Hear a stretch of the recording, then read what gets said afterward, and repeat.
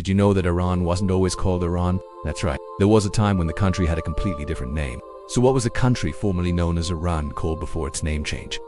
And why did it change in the first place? Well, it's not what you think. Before 1935, the country was known as Persia. The name change to Iran didn't happen because of the Iranian people or their language. In fact, the name change was due to a desire to shed the country's image as a Western puppet.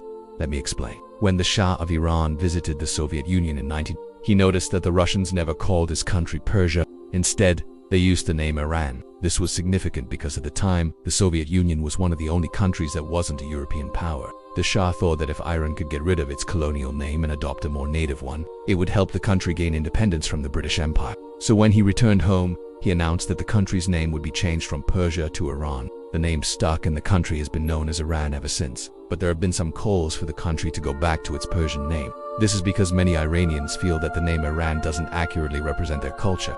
They argue that the name Persia is more inclusive of the country's diverse population, because it refers to the land of the Persians, whereas Iran is a term that only refers to the country's ethnic majority. However, most Iranians feel that the name change was necessary to sever ties with the West and that the name Iran is a positive one. After all, it's the name that the ancient Persians used for their homeland. So while there may be some calls for the country to go back to its Persian name, it's unlikely to happen anytime soon.